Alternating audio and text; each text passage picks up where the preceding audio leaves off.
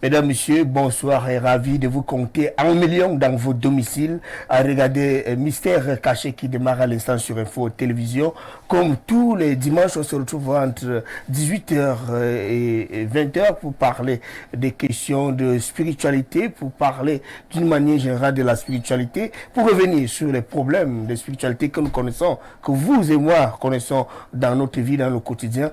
Et aujourd'hui, nous n'allons pas déroger à la règle. On parle ce soir des héritages et sorcelleries qu'on peut léguer à une personne et qui peut léguer. Ce sont autant de questions que nous allons aborder ce soir. Mais pour en parler, je ne suis pas seul dans ce studio. Je suis bel et bien avec quelqu'un que vous connaissez très bien. Il s'agit de Monseigneur Luc Yebga. Il est archevêque métropolitain de l'église charismatique du Cameroun. Il est en même temps un professeur en démonologie. Bonsoir, Monseigneur. Bonsoir à vous, M. Baudet, de l'église charismatique au Cameroun. Oui. Au Cameroun, pas du Cameroun. Parce que le Cameroun n'est pas fondateur de cette église. Cette église est d'ordre brésilienne et elle est installée au Cameroun. Et je voudrais déjà apprécier votre éloquence, votre beauté de ce soir. Vous savez bien que... je sais bien que quand quelqu'un marche avec un bassa, il apprend la beauté des bassas. Bon, que Dieu te bénisse. Et que Dieu bénisse la femme qui t'a rendu belle jusqu'à ce moment, à savoir ta chère et charmante épouse. C'est un moyen pour la saluer parce qu'elle est une femme au cœur doux, c'est une femme qui aime et respecte son mari. Alors, je bénis également tous les téléspectateurs de Info TV. Que Dieu bénisse tout le Cameroun, que Dieu bénisse l'Afrique, que Dieu bénisse le monde entier. Alors aujourd'hui, recevez les salutations épiscopalement parlant de la part du Saint-Esprit. Aujourd'hui, c'est le jour du Seigneur, bien que vous avez déjà donné la bénédiction. Beaucoup de gens ne sont pas partis à l'église, peut-être parce qu'ils sont malades à la maison, parce que peut-être qu'ils ne sont pas proches d'une chapelle où ils doivent aller confesser leur foi. Ils aiment à savoir qu'aujourd'hui, ils peuvent bénéficier de la prière. J'ai déjà prié. De la prière...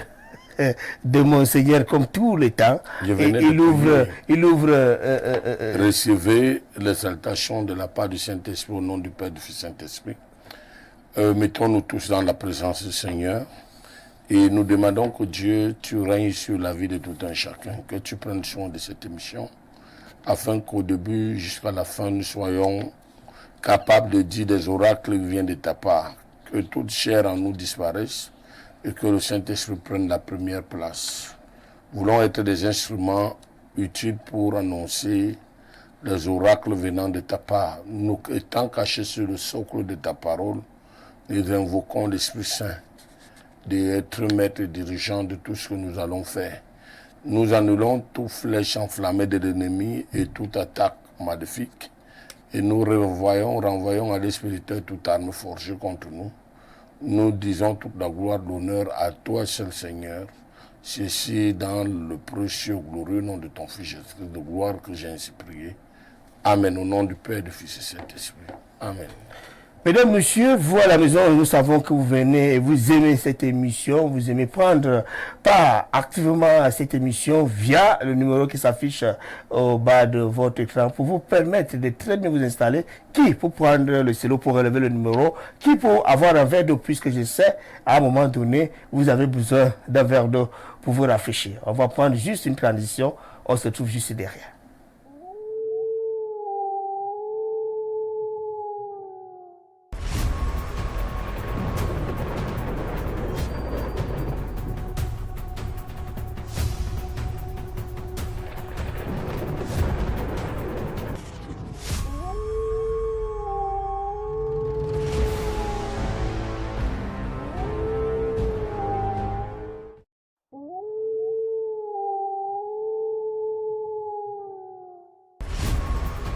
De retour sur le plateau de Mystère caché avec notre invité, nous parlons ce soir des héritages sorcellériques.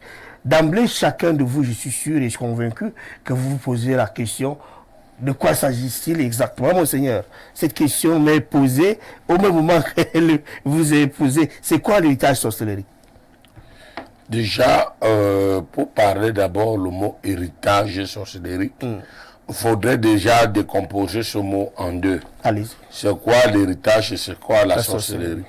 Bien qu'avant, j'avais expliqué le mot sorcellerie, mais il me permettra de revenir pour ceux qui n'ont pas eu la possibilité d'écouter pendant qu'on était en train d'expliquer cette portion, cette thématique. Quand on parle d'un héritage, c'est quelque chose qui nous est légué après l'ayant droit.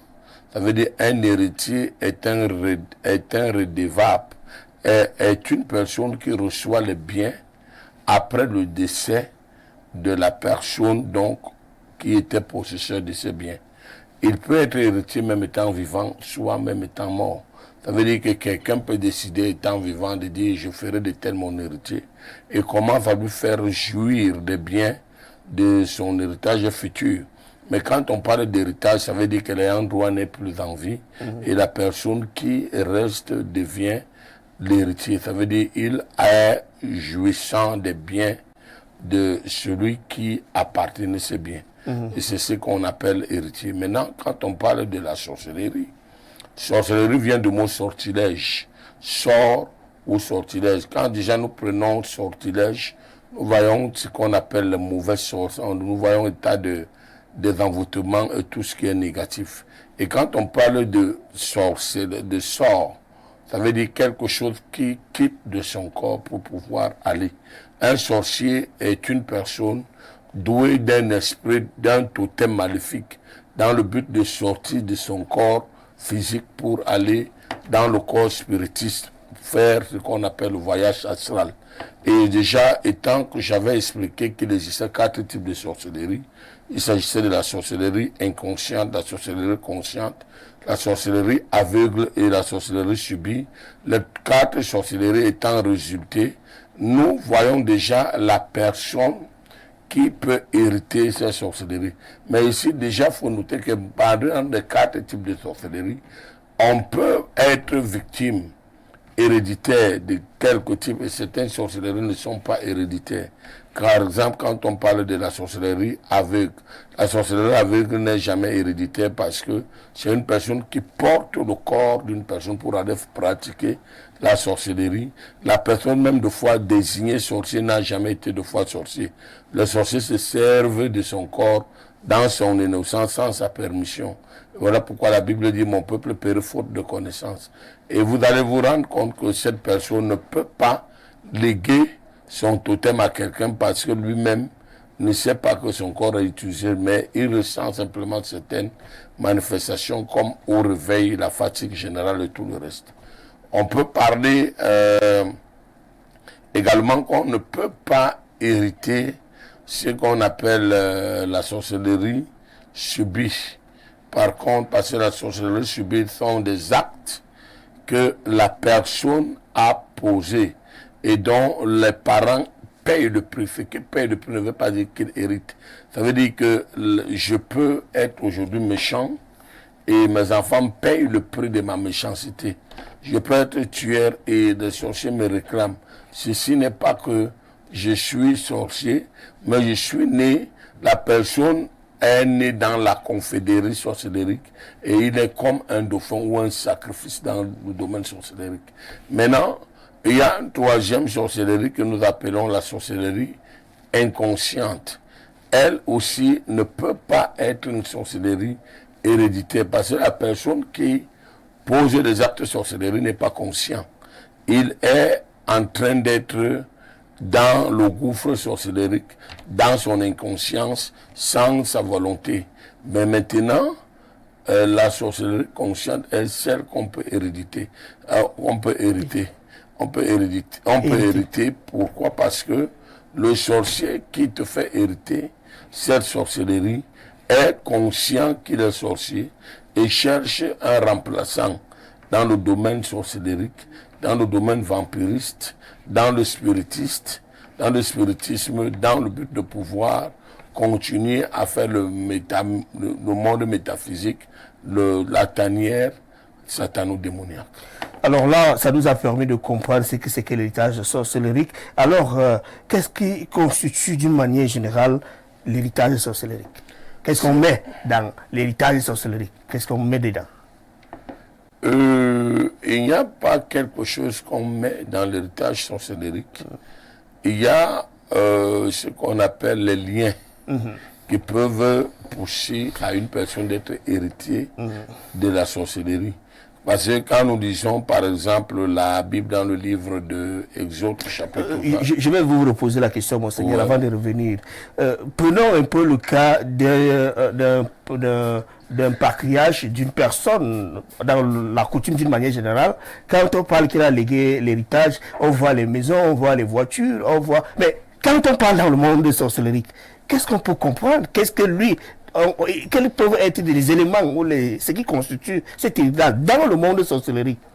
Bon, dans le monde de sorcellerie, c'est que la personne commence à réagir de même comme étant son partenaire, comme la personne qui l'a donné dans la sorcellerie, qui l'a légué la sorcellerie dans le monde de sorcellerie. Oui, qu'est-ce qu'il lui a légué? C'est quoi le rang? C'est quoi le totem? C'est quoi? Il lui a légué quoi? Les éléments qu'il a légués, c'est quoi? On peut léguer à la personne le rang, on peut léguer à la personne le totem, on peut le léguer, mais malgré tout ce qu'on peut lui donner, avion et autres, il faut d'abord avoir le rang et le totem. Et c'est à travers ces deux éléments qu'on peut maintenant te donner des éléments de secours qu'on appelle des avions, des voitures et autres dans le monde mystique.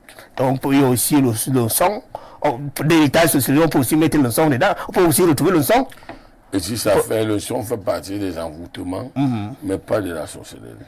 D'accord. Donc, si on reste dans les éléments, on voit seulement le rang, ce qui constitue la sorcellerie, l'héritage sorcellerique. Ouais. Alors, si vous revenez dans les Saintes Écritures, comme vous voulez le faire tout à l'heure, sur les éléments qui constituent donc cette sorcellerie, vous avez voulu revenir sur les Saintes Écritures, en évoquant un peu les Saintes Écritures sur ces legs de l'héritage sorcellerique, mais d'une manière sainte.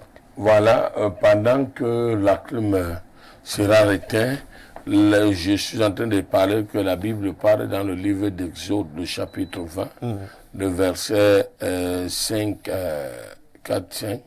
La Bible dit, je remettrai la malédiction des pères sur les enfants jusqu'à la 3e, voire la 4e génération de ceux qui me haïssent. Donc ça veut dire que la malédiction que nos parents ont acquis, nous pouvons l'acquérir aussi à travers des liens héréditaires. Et ces liens peuvent être soit des liens directs ou indirects, ce qu'on peut appeler soit par droit de filiation, soit par le droit de redevance ou bien encore d'autres droits. Mais déjà la Bible l'explique dans le livre d'Exode, le chapitre 20, versets 5 et 6. Alors comment est-ce que les sorciers procèdent pour léguer cet héritage sorcellerie? Il s'agit de plusieurs manières par laquelle les sorciers procèdent pour léguer la sorcellerie à une personne. Tout dépend du totem de la personne, de la manière qu'il a acquéri cette sorcellerie, et c'est de la manière qu'on a acquéri qu'on peut transférer.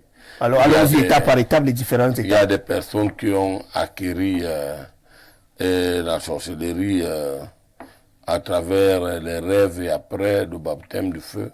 Ils se sont retrouvés aussi sorciers. Eux aussi, en quelque sorte, peuvent commencer à pouvoir donner l'héritage à leur fils. Et en le donnant, le fils va commencer à ressentir qu'il est en train de voler dans les airs, comme l'oiseau dans la sorcellerie, dans les ténèbres, dans les rêves. Et pourtant, il est en train d'être légué dans la sorcellerie par quelqu'un. La personne peut se retrouver dans des réunions, même dans des rêves. Tout va commencer par les rêves avant que cela ne se reproduise réellement dans le commun de vivants. Il faut d'abord que cela commence à se vivre dans les rêves. Vous savez bien que c'est ce qui est révélé qui est condamné. C'est quand Joseph avait fait le rêve, c'est ce rêve qu'il a fait établir Premier ministre dans un pays qui n'était pas le sien, en Égypte. Donc, il y a cette manière qu'on peut léguer l'héritage sorcellerie à quelqu'un. L'héritage de sorcellerie à une personne. On peut léguer l'héritage de la sorcellerie à une personne par le canal du nom. Parce que vous savez bien dans Exode, le chapitre 20, le verset, dans 1 Chronique, le chapitre 9, verset 10, la Bible dit, Jabet était plus considéré que ses parents. Sa mère lui donna le nom de Jabet en disant, c'est parce que je t'ai enfanté avec douleur. Et Jabet connut tout ce qu'il avait commis, il connut toute la douleur jusqu'à ce qu'il invoqua le Dieu d'Israël. Donc, vous allez donc constater que Jacob, vous allez comprendre que voilà une femme qui accouche un enfant, et l'enfant a de la considération. Il s'appelait Jabet.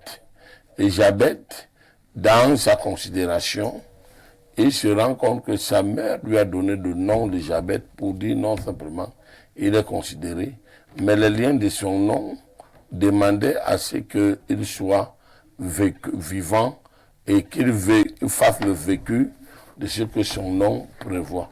Donc, ça veut dire que quelqu'un peut te donner un nom d'un sorcier, le lien d'un homonyme même.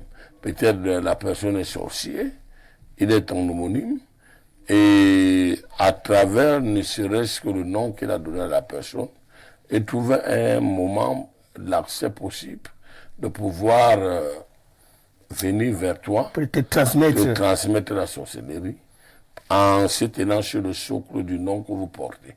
Voilà un premier point très, très dangereux pour transmettre la sorcellerie à quelqu'un. Le sorcier peut te transmettre la sorcellerie par ignorance, la participation chez certains marabouts. Vous savez bien que les gens confondent de fois les hommes de Dieu aux marabouts. Voilà pourquoi je n'ai jamais eu la possibilité d'accepter que quelqu'un me dise j'étais chez tel marabout m'a dit, tel marabout m'a dit. Parce que déjà le marabout ne te dira jamais ce qui est bien, il te dira seulement ce qui lui fait plaisir. Ce n'est pas de ça que nous parlons, mais nous parlons des liens héréditaires à travers la participation chez les marabouts. Il y a certains actes que vous faites chez les marabouts qui peuvent vous attraper. Aller se faire scarifier, donc inciser chez les marabouts, et se faire laver dans des eaux avec des poulets qu'on va tuer, le sang va couler et des chèvres. Et voilà un point d'initiation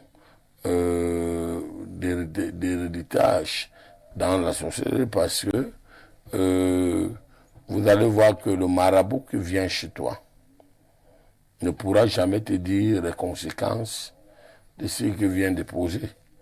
La Bible dit que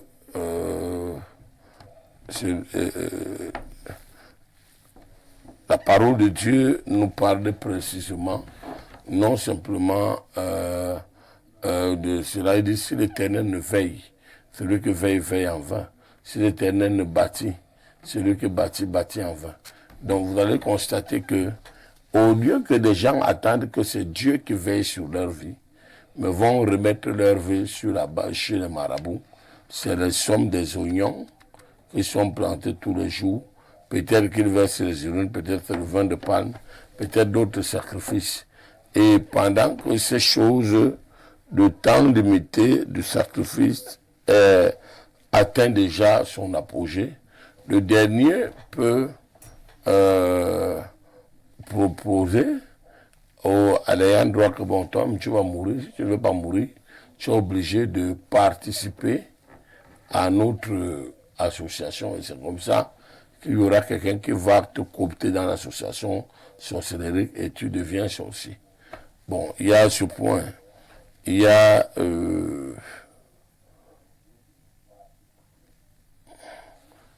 plusieurs points. On va prendre une courte transition, on revient sur le plateau dans les minutes qui suivent.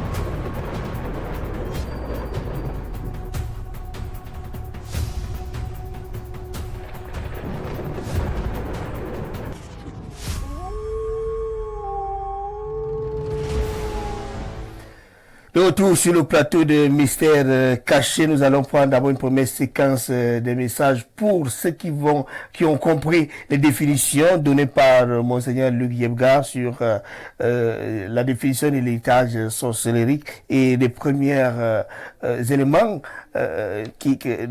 qui vient d'apporter pour comprendre essentiellement la thématique. On a déjà plusieurs messages qui nous sont parvenus et nous rappelons à ceux qui nous appellent que nous ne prenons pas des appels téléphoniques, nous prenons juste des messages, SMS et WhatsApp.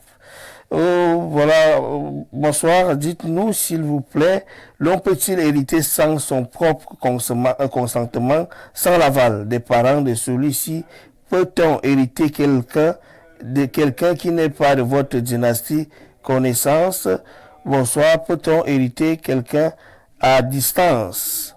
On va revenir sur ce message très intéressant. Un message. Bonsoir, Monseigneur.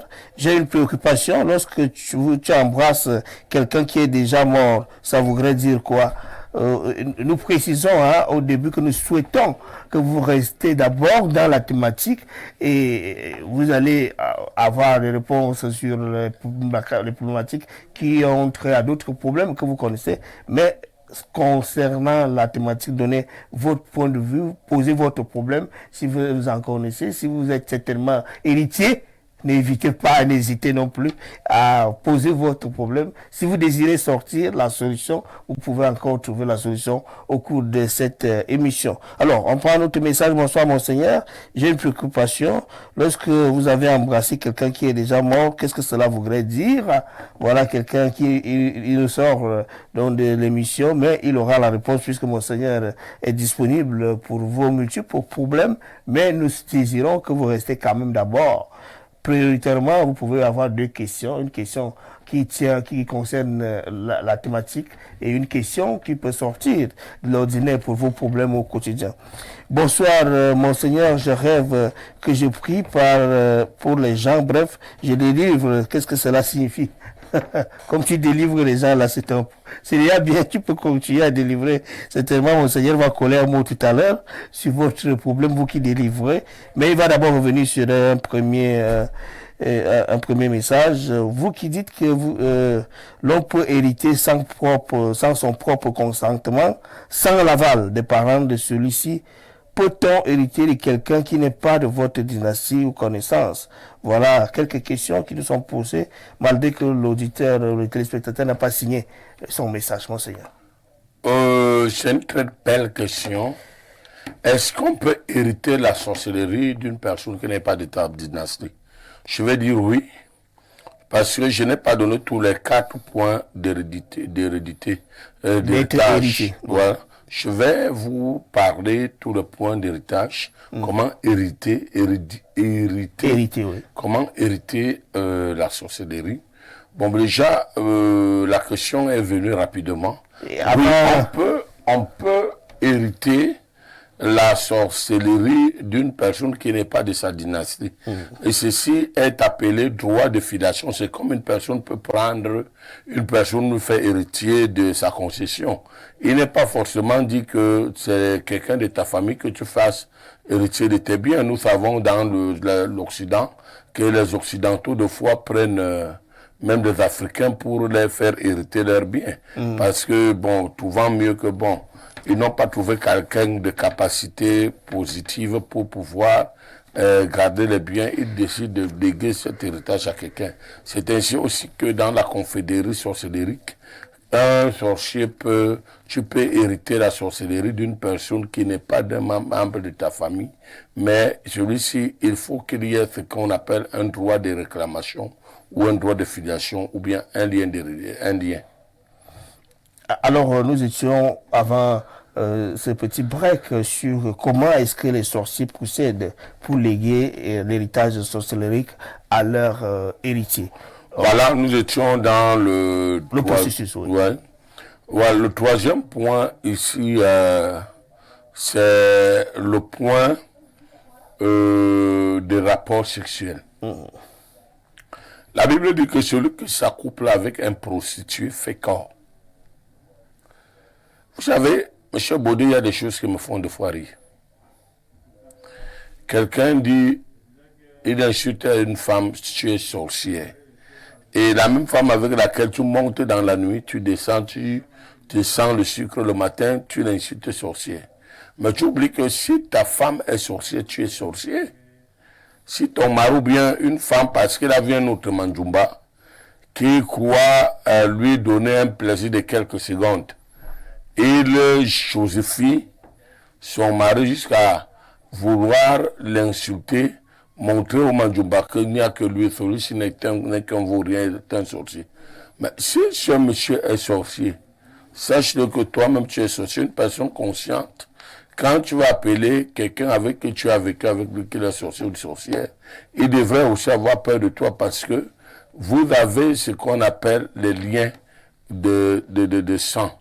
Et la Bible lui a expliqué, celui qui s'accouple avec un prostitué fait corps. Le mot faire corps veut dire que devient la même personne que la prostituée. Donc les deux deviennent une même chair. Ce qui revient à dire que tout, on peut hériter la sorcellerie à travers des personnes avec lesquelles on a eu des rapports sexuels. Si la personne est un sorcier, même dans ton inconsciente, vous savez, dans l'inconscience, certaines personnes, de fois, commencent à vivre des séquelles avant même la sortie publique. Parce qu'être sorcier ne veut pas dire seulement voyager, faire le voyage astral. Mais parce que tu as eu des rapports sexuels avec X ou Y qui étaient soupçonnés dans des confédérés sorcelleries, l'autre ou autre. Et celui-là, quelque temps après, tu commences à voir, à vivre des séquelles telles que peut-être ton ventre qui a disparu, tu ne parviens plus à coucher, peut-être tu ne parviens plus à voir tes menstrues parce que tes menstrues ont été sucées mystiquement. On va parler de la ménopause précoce. Tu ne parviens plus, peut-être, je vais dire, tu es frigide, tu ne parviens plus à ressentir la sensation sexuelle à travers un ou une partenaire. Et voilà un peu quelques exemples de troisième phase qu'on appelle la sorcellerie.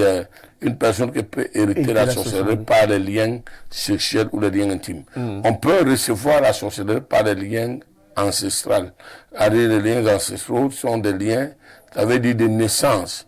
Un sorcier ne peut pas accoucher un saint.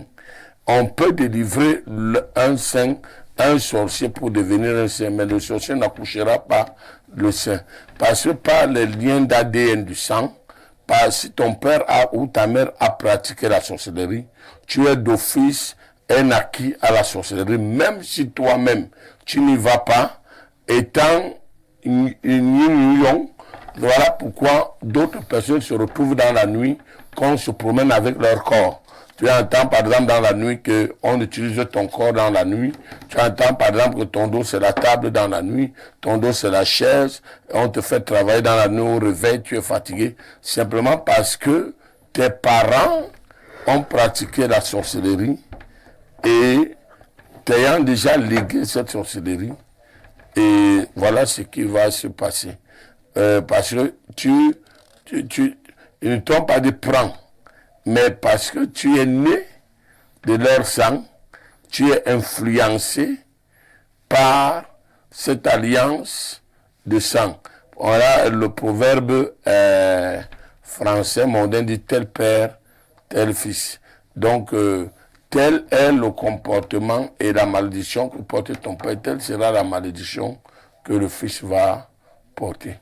Nous allons prendre le quatrième point, ou le cinquième, pour, à travers un peu hériter de la sorcellerie, à travers des personnes qui vont rencontrer des marabouts.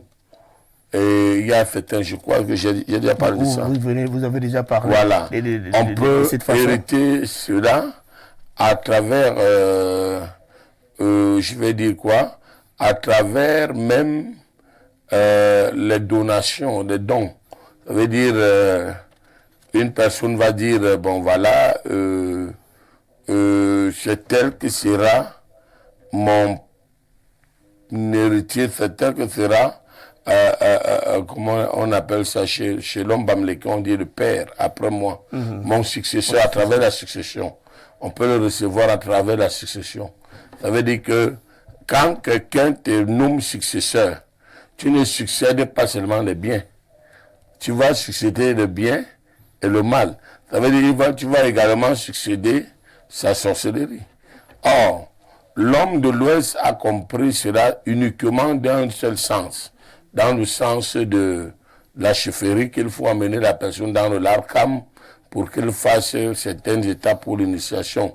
Mais ils ont raté dans ce point où, même quand quelqu'un te fait héritier de ses biens, cherche à connaître la nature de cette personne, parce que tu ne vas pas hériter des biens sans toutefois hériter ses œuvres maléfiques.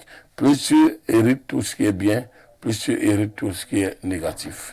Si je vous comprends bien, monseigneur, ça veut dire que tous les chefs traditionnels, d'une manière ou d'une autre, que ce soit en pays Bassa, en pays Etone, en pays Betsi, d'une manière générale, tous les chefs traditionnels ont hérité la sorcellerie.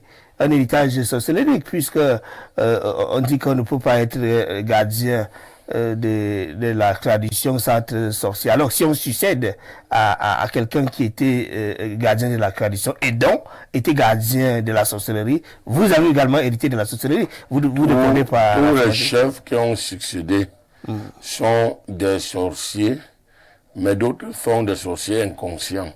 Ah oui. Et voilà pourquoi ils meurent avant le temps, parce qu'ils se retrouvent dans un gouvernement dont ils ne connaissent pas leur trône. Alors, si on pose donc cette question d'une manière générale, qui peut être héritier de l'état de sorcellerie d'un sorcier? Qui peut être héritier de l'héritage sorcellerique? Je vais dire, tout le monde peut être héritier de l'héritage sorcellerique. Mais d'une manière particulière. Mais d'une manière particulière. Ça veut dire il faut qu'il y ait ce qu'on appelle un droit qui donne accès à la sorcellerie. Donc on peut lister les enfants pour les enfants d'une personne. Oui, les enfants peuvent être héritiers. Oui. Les successeurs peuvent être héritiers. Le mari ou l'époux, l'épouse ou l'époux peuvent être héritiers. Les neveux, les oncles, les tantes peuvent être héritiers ou héritières. Voilà un peu toute catégorie de... Est-ce qu'un enfant adoptif, un enfant que vous avez adopté, vous n'avez pas de lien de sang, mais vous l'avez adopté, vous lui avez tout donné, l'amour d'un père, l'amour d'une mère, les moyens adéquats. Est-ce que celui-là, cet enfant-là, peut être héritier, peut hériter de On la n'adopte sorcellerie? pas seulement les biens, on adopte aussi ce qui est négatif de la personne. Que quand il faut faire l'adoption, il y a un rituel qu'il faut utiliser. Et on ne va pas seulement adopter ce qui est bon. Il faudrait que tu apprennes tout ce qui lui donne même le secret pour garder ce que tu vas adopter, ce qu'il t'adopte. Mais alors, est-ce qu'une personne, on revient sur la question que quelqu'un a posée, mais qui était préparée par nous, au départ, une personne en dehors de la famille du sorcier peut devenir héritier d'héritage de sorcellerie qui décède d'ennemi? Oui. Comment? Une personne de la famille de... Autre de la famille? Une autre personne de la famille sorcellerie peut être héritier de la sorcellerie par le lien intime. À travers le sexe. Oui, vous l'avez cité, oui.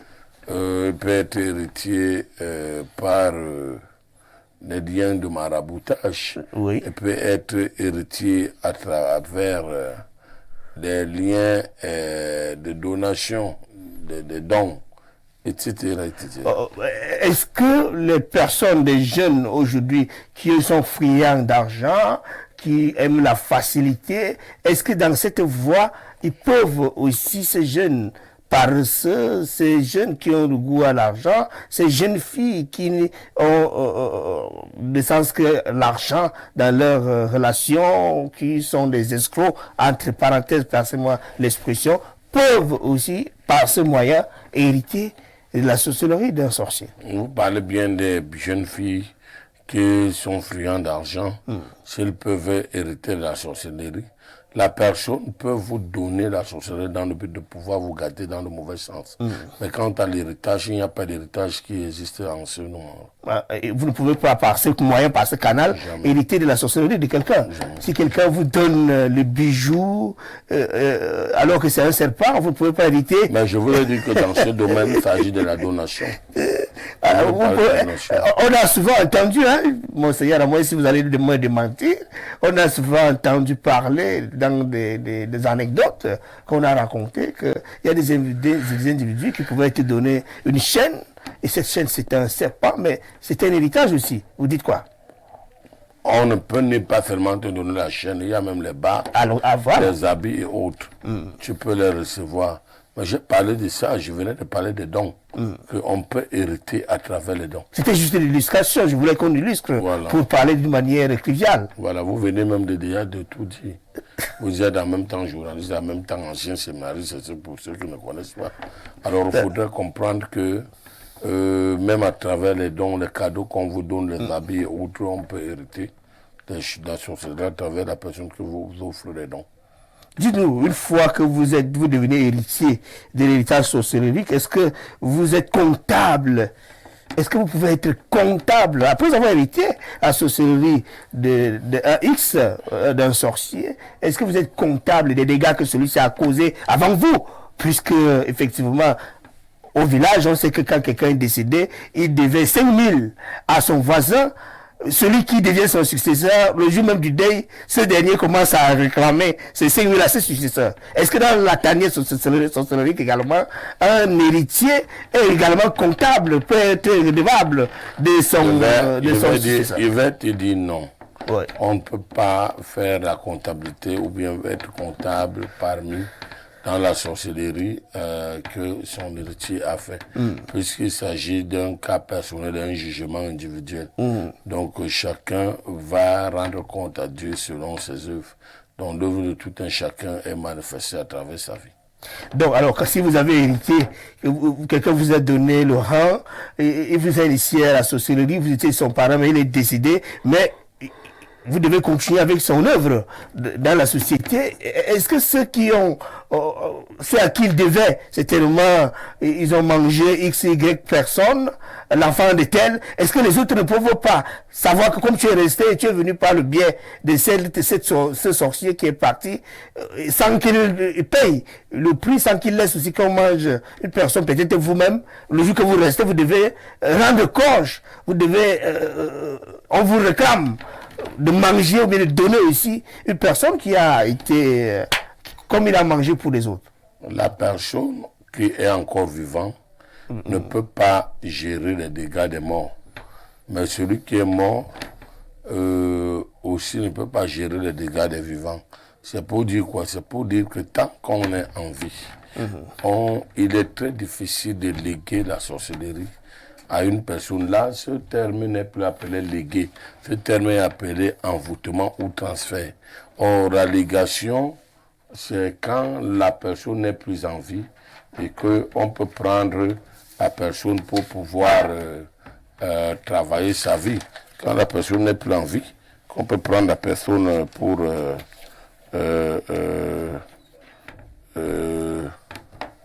pouvoir agir négativement. Mais quand la personne n'est pas encore en vie, et ça ne peut pas avoir des effets normaux. Alors, rapidement, hein, on va prendre une courte transition pour venir sur le plateau avec une autre série de messages par rapport à ces questions que nous avons déjà eu à éplucher pour cette thématique. On se retrouve juste derrière.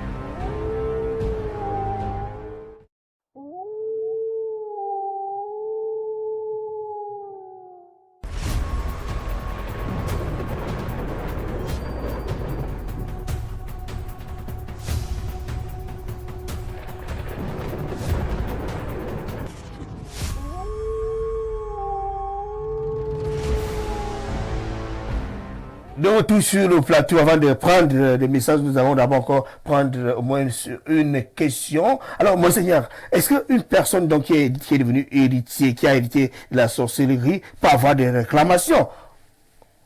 Oui. Une personne qui a hérité de la sorcellerie, qui décède par exemple, peut avoir des réclamations parce que ses œuvres vont continuer. Je vais par exemple prendre un exemple d'une personne que j'ai connue dans un village qu'on appelle Mbomdje, Mbomdjo, qui a pratiqué fortement la sorcellerie. Et ce monsieur, après sa mort, les dégâts sont restés énormes. Parce que déjà, les dégâts étaient non simplement à travers les membres de sa famille, mais aussi à travers ses propres enfants innés. Vous allez voir l'exemple d'un marabout. Par exemple, si vous êtes dans la famille maraboutiste, je connais la plupart des parents des enfants dont les parents ont été marabouts. À la fin, tu vas voir que ce monsieur même qui traînait des voitures à cause des actes maraboutistes, après sa mort, tout est déballé. Ces enfants sont bizarres, la vie de leurs enfants est bizarre parce que ici déjà il est mort avec des dettes. Et les sorciers commencent à faire des réclamations des choses que les hommes peuvent léguer à la personne. Si nous prenons par exemple le côté des loges mystiques, et vous allez voir quelqu'un qui par exemple qui a eu des grosses voitures, des grosses maisons, et qui avait un très grand rôle, un rang social dans certains membres gouvernementaux et autres, vous allez constater que cette personne, après son décès, vous pouvez commencer à voir des morts prématurés qui se suivent dans la famille. C'est-à-dire il y a au moins 5, 6, 7 personnes qui vont décéder dans la famille. Vous allez voir ces enfants qui vont mourir, des morts d'accidents et des morts bizarres. Vous allez constater que la vie même de ces enfants ne marche pas. D'autres ne réussissent pas à l'école, d'autres sont difficiles de se marier, d'autres sont difficiles d'accoucher, d'autres sont difficiles même d'avoir la paix. Et pourtant, leurs parents étaient des gens appréciés et des personnes dont l'aura était plus élevée. Mais maintenant, celui qui est resté héritier dans cette famille, dans ce genre de famille, est-ce qu'il ne peut pas porter le chapeau de ces malheurs? Puisqu'il est resté héritier, tout le monde, peut-être les sorciers savent que c'est lui qui est resté la courroie.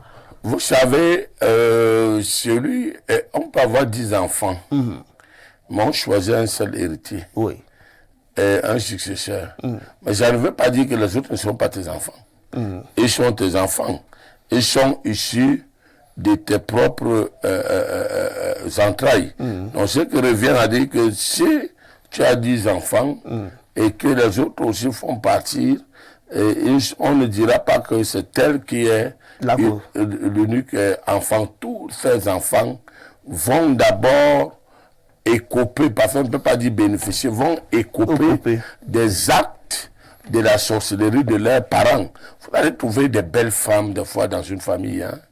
Quand tu regardes, tu dis, ça, c'est la création. Dieu créa. Mais, bizarrement, quand on te dit, ces filles, quand tu entres dans cette famille, c'est comme si toi-même, tu peux apporter la proie. Monsieur Baudet, il y a des filles ici dehors que quand tu te mets en relation avec elles, c'est le jour où tous les problèmes du monde entier commencent dans ta vie. Hein. Il y a des filles ici dehors que le jour où tu te mets avec elles, le lendemain, même si tu travailles, on t'enlève dans l'emploi. Et tout devient bizarre simplement parce que cette fille, non simplement, est née dans la famille sorcellérique et elle écoupe des œuvres sorcellériques de ses parents, mais elle te l'a transféré aussi par les liens de sang, à travers des liens intimes. Tu deviens déjà partisan de la sorcellerie familiale. Voilà pourquoi des fois, même dans le domaine du mariage, nous conseillons des fois à certaines personnes, parce que quand vous compreniez à l'époque, nos parents, avant qu'une femme ne se marie, on l'imposait d'abord de faire ce qu'on appelle le siksa. Le siksa n'était pas un moyen simplement pour apprendre la femme à garder le mariage, parce que déjà même, nous-mêmes qui allons dire que quelqu'un qui n'est pas marié ne peut pas mieux apprendre à une autre femme non mariée de bien garder le foyer. C'est celui qui a l'expérience de mariage qui va apprendre à une autre femme de se marier. Vous savez, moi, je suis cru dans ma bouche. Allez-y, mais... Oui. Et il y a un deuxième côté qui était dans le succès, celui de délivrer. Normalement, il fallait délivrer les personnes qui se marient. Ça veut dire que si tu es marié à une famille sorcellerie, si ta femme vient chez toi et que tu ne parviens pas à délivrer les alliances parentales, en d'autres termes, nous appelons cela cure d'âme, curer l'âme. Cure d'âme, et que tu n'as pas fait la cure d'âme pour se dissocier des liens de la famille par de la femme que tu as prise. Quand cette femme vient dans ta famille, elle fait fusion de cela, vous devenez une même chair. La sorcellerie de sa maison familiale, de ta belle famille devient ta sorcellerie, tu deviens sorcier. Et tu deviens de fois réclamé dans la sorcellerie, et pourtant, même dans ta propre famille, personne n'a été sorcier. Est-ce qu'un héritier est obligé de payer les dettes du sorcier qui lui a légué cet héritage? Oui, affirmatif, tu ne peux pas hériter sans payer les dettes. Tu dois payer les dettes de tout ce que la personne t'a légué a fait. Si, par exemple, la personne a mangé les enfants détruits dans la sorcellerie, au moment où il fallait qu'il rembourse par ses enfants, peut-être Dieu l'a appelé. Et il faut que les sorciers réclament. Et ils ne vont pas aller réclamer les chèvres ni les moutons. C'est les enfants issus de la famille et des entrailles de la personne qu'ils vont récupérer. Et ici, on appelle cela en d'autres termes la sorcellerie subie.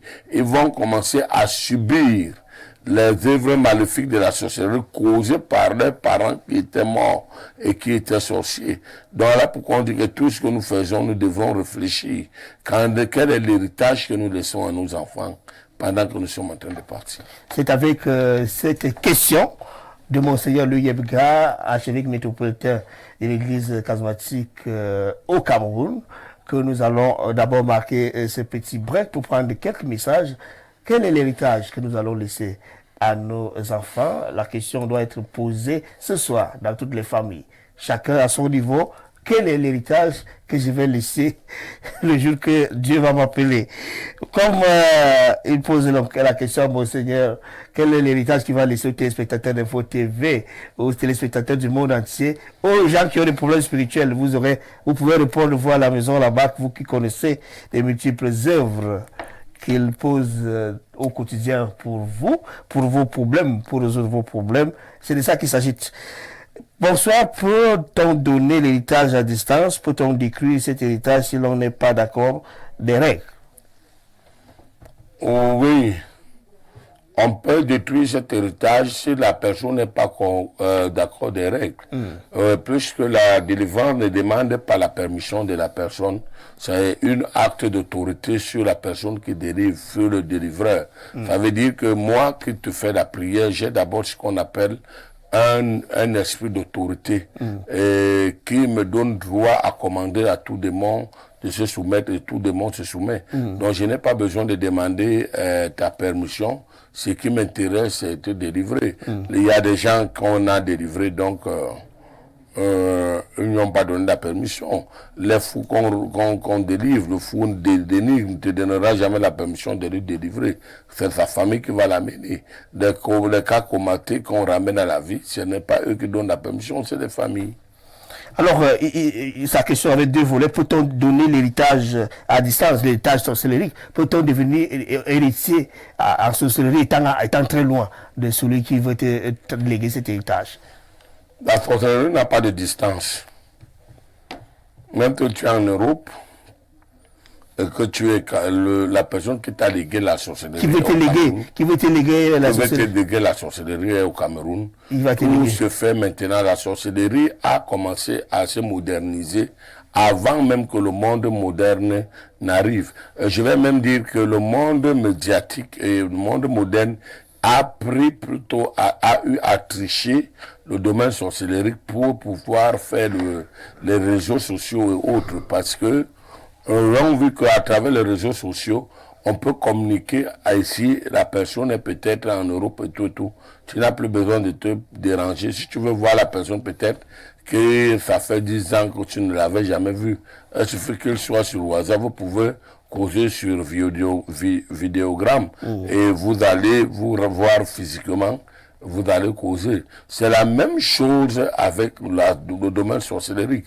Si la personne n'est pas là et qu'il est loin, il peut en quelque sorte recevoir la sorcellerie de vous, même si vous êtes là, ou même si vous n'êtes pas là, il peut le transférer parce que tout n'est pas la parole. Le pouvoir, c'est la parole. La Bible dit dans le livre de Jean, le chapitre 10, verset 10, au commencement, Jean, le chapitre 1er, verset 1er, il dit dans sa parole,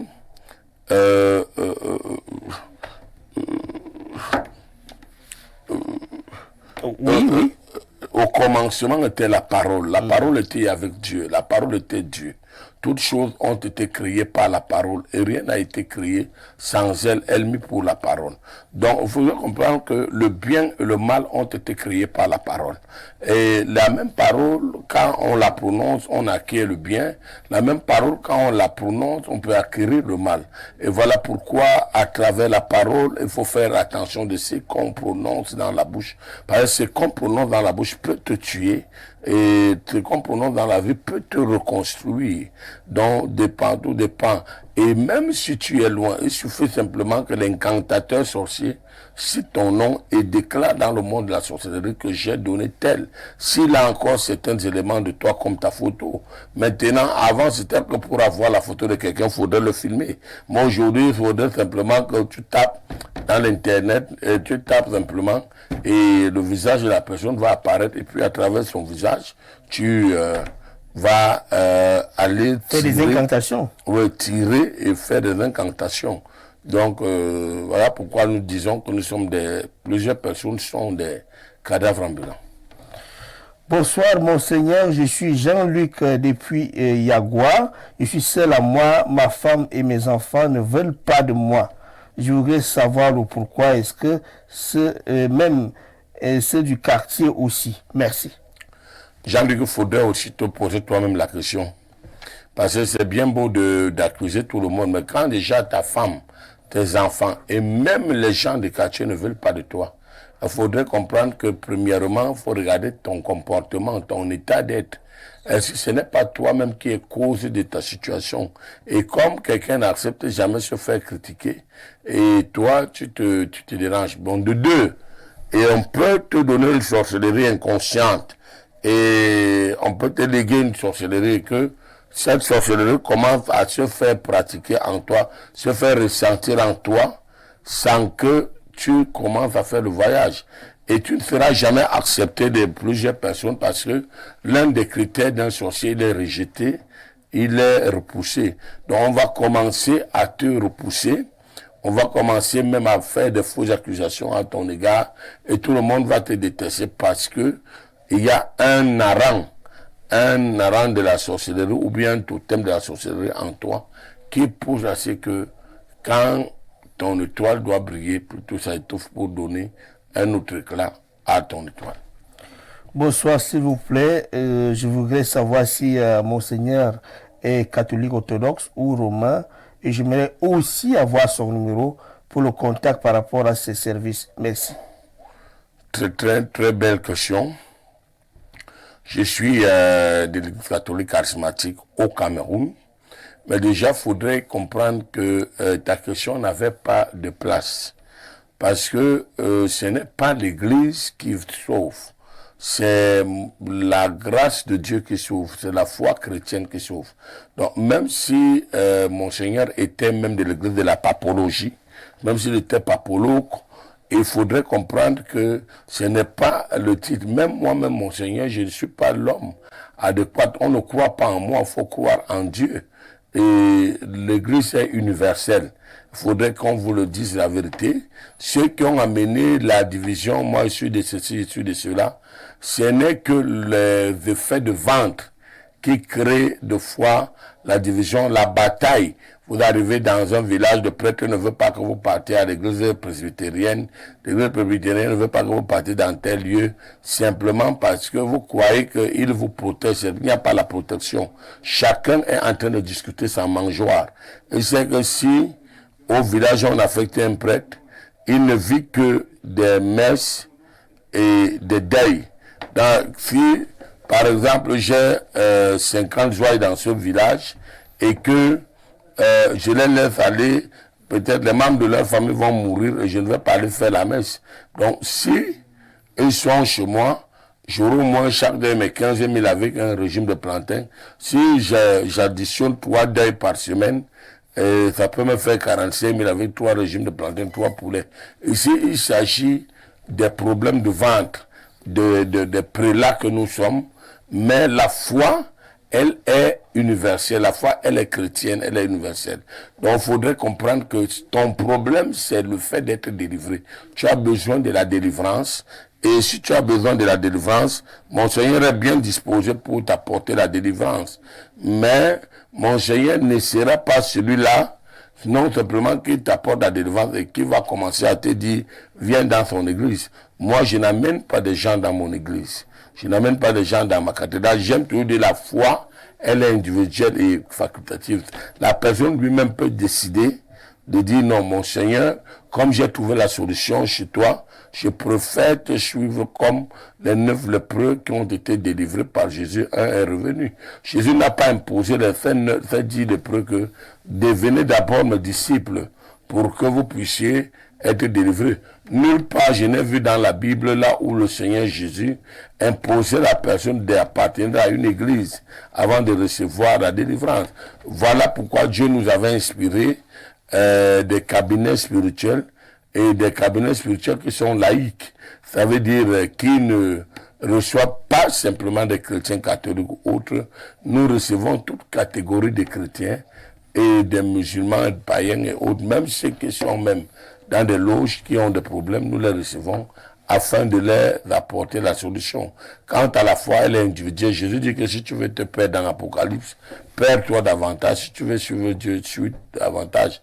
Notre rôle, c'est de vous annoncer l'évangile, mais on ne va pas purger la Bible à quelqu'un pour que la personne suive la Bible. Nous allons plutôt vous montrer le chemin, à vous de faire le choix. Alors, le contact par rapport à vos services. Mes 2 contacts sont sur le bas de l'écran. C'est le 690 51 28 74 et le 652 20 11 21. Le premier numéro, c'est un numéro qui est également sur WhatsApp. Vous pouvez écrire, vous aurez une réponse immédiate.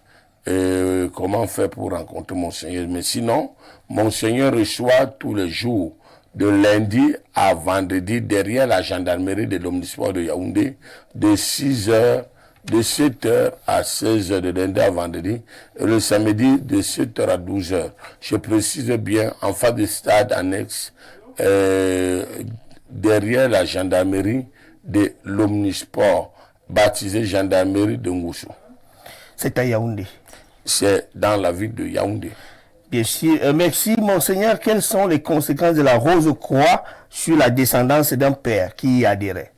Quelles peuvent être les conséquences? Les conséquences de la Rose-Croix sur les enfants qui ont adhéré ne sont rien d'autre que les échecs, les morts prématurés, le blocage, la stérilité et une vie de misère à la longue, une vie d'abandon. Est-ce que cette adhésion dans la Rose-Croix peut empêcher également à ces filles de se marier? Je venais de le dire, oui. Ça empêche même à se marier parce qu'il y a ce qu'on appelle des forces de réclamation. Vous avez bien suivi, hein? Donc si vous connaissez que votre père a été baptisé dans ces choses-là, vous pouvez déjà commencer à trouver les moyens et chercher les voies et moyens pour votre avenir, parce que ça peut avoir des répercussions et des conséquences fâcheuses dans votre vie. Bonsoir, Monseigneur. Aidez-moi, s'il vous plaît. Mon fils de 6 ans ne parle pas encore. Il s'appelle Mbargana Alain Varenne. Venez déjà au cabinet, nous allons trouver la solution, Barga. Voilà, vous avez donc la réponse. Bonsoir, je suis Jean. J'aimerais savoir où se trouve votre église, bref, dans quel quartier. Nous parlons du cabinet qui est laïque. C'est derrière la gendarmerie de l'Omnisport. Quant à l'église, nous demandons aux personnes qui veulent venir à l'église de venir se renseigner au cabinet. On vous dira des modalités, on vous dira où se trouve la cathédrale. Puisque nous en avons plusieurs dans la ville de Yaoundé, hors de la ville de Yaoundé. Bonsoir, monseigneur. Monseigneur, vous êtes un grand homme de Dieu. Vous êtes le patron des prêtres. Vous avez été choisi par Dieu pour sauver les âmes. Donc, si vous savez soigner, vous devez le faire à des montants. Mais seulement vos montants, non. Ok, monseigneur. Je vais répondre à cette question. J'ai compris un peu la question de la personne. Déjà, ce qui me plaît, c'est qu'il reconnaît déjà que je suis un leader et que je soigne. Et il dit un mot là que j'aimerais que les téléspectateurs comprennent. Si vous voulez soigner des gens, vous les soignez à des montants plus bas. Celui qui viendra au cabinet de Monseigneur et qui vous dira que Monseigneur lui a dit, vous l'a demandé de l'argent pour qu'il paye la délivrance, la personne est un sorcier, il est menteur. Je vous dis, il est sorcier menteur. En l'hôpital, le médecin n'a jamais demandé de l'argent pour qu'il t'injecte. Mais ce qu'il te demande, c'est d'aller payer tes produits à la pharmacie. Les gens confondent le prélat que je suis au marabout qu'ils ont toujours rencontré. Le marabout lui-même cueille ses feuilles de bananier derrière et il va te dire, donne-moi 100 000. Et tu vas dire au marabout, oh, je crois que je peux avoir 20 000. Ils vont discuter. Et le marabout, parce qu'il veut l'argent, il va récupérer sans même te donner la bonne guérison, parce que un vrai marabout, même quand il faut même parler de vrai marabout, il ne doit même pas, si tu commences à discuter l'argent avec lui, ça veut dire qu'il ne va pas te soigner. Parce qu'il ne peut pas te dire que donne-moi ça, mais tu lui dis que j'ai 40 000. Et il accepte, ça veut dire qu'il ne connaît pas son travail, ça veut dire qu'il voulait te berner. Bon, Monseigneur fait l'œuvre de Dieu. Et Monseigneur ne crée pas, ne fabrique pas les produits spirituels qui viennent d'Israël. C'est pas Monseigneur qui fabrique des huiles. C'est pas Monseigneur qui fabrique tous les myrrhes autres, les Liban ou autres qui viennent de l'Europe, qui viennent d'Israël. Monseigneur vous prescrit l'ordonnance. Vous êtes libre d'acheter là où vous voulez. Et c'est ce qui se passe. Et il y a une procure qui a loué les bâtiments du cabinet où nous sommes. Et si quelqu'un vous dit que Monseigneur touche l'argent, je ne vois même pas là où il y a l'argent. Je sers Dieu. J'aime servir Dieu. Alors, il arrive, moi j'aime quand on me titille, il faut que je réponde. Allez-y, allez-y. Il arrive que quelqu'un dise que Monseigneur, le cabinet de Monseigneur a demandé une petite maudite somme d'argent pour le soutien de la consultation. Il n'y a pas un médecin qui va te voir sans toutefois te demander les frais de consultation. Vous allez dire, vous avez reçu gratuitement, donné gratuitement, c'est bien beau. Mais je voudrais vous dire une vérité devant la télé, sous le contrôle du PDG de cette télé. Il peut être mon ami, mais il a des taxes à payer à l'État. Il a des taxes à payer à 40 satellites. Donc si je ne peux pas le soutenir avec un peu de miettes pour qu'il parvienne vous aider, ça veut dire que pour finir, quand il vient, je lui dis Dieu te bénisse, c'est que moi-même je suis sorcier. Et il faut que quand le mois arrive, que lui dise que voilà la petite côte part. Que les gens que j'ai fait la consultation ont contribué pour que tous les jours je continue à parler.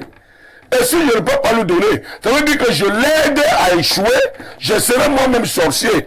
Donc celui qui veut là, toi qui veux là, que tu viens, on te dit, on te reçoit comme ça, va chercher les marabouts de ton village. Mon Seigneur est un homme de Dieu, un prélat à juste titre et qui marche et qui ne cache pas ce qu'il fait. Je n'ai pas besoin de me cacher. Non.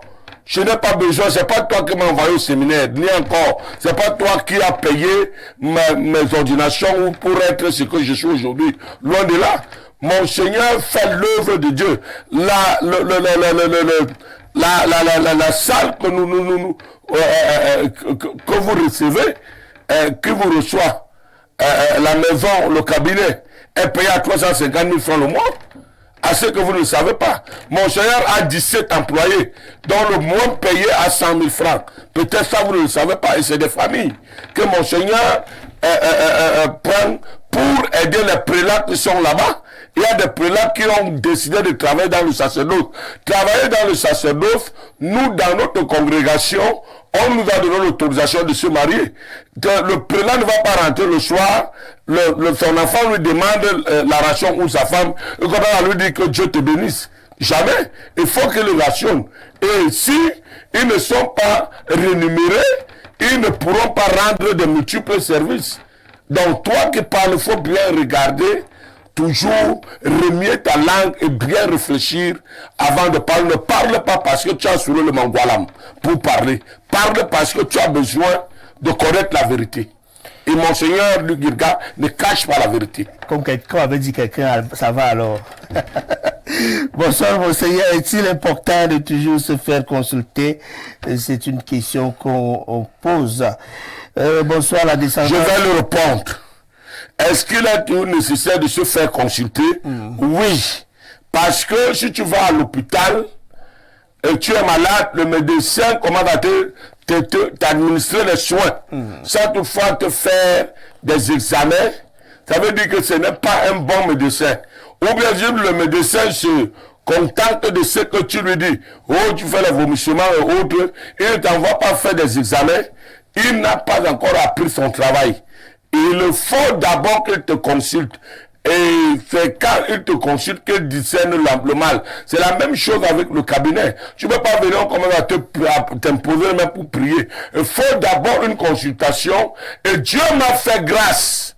Voilà pourquoi on m'appelle le Zoom Zoom. C'est même mon fils qui me suit. Quand mon fils, quand je ne suis pas au cabinet, je n'ai pas un problème. Il a l'œil, il a commencé à voir assez temps. Tu peux arriver, te donner la couleur de ton sous-vêtement. Il te dit comment tu t'es habillé, ce que tu vas manger le soir. La Bible dit que quand tu étais dans le ventre de ta mère, je t'avais choisi, je t'avais établi pour faire des nations. Mon Seigneur a reçu un don de voyance. Homme de prélat que je suis, Dieu m'a donné le don de voyance. On dit quand on allait vers le prophète, on disait, je m'en vais chez le voyant. C'est 1 Samuel 28. Je suis archevêque, mais Dieu m'a doté d'un don de voyance. Quand tu viens vers moi, tu n'as pas besoin de me dire tes problèmes. Je vais te dire le présent, le passé, le futur. Je vais te dire qui a fait et comment faire pour être libéré. Et dès que je finirai, je te ferai l'ordonnance et tu vas aller toi-même chercher tes produits. Je vais prier sur ces produits et tu vas te demander d'aller faire le travail. Ce n'est pas moi qui vends des produits.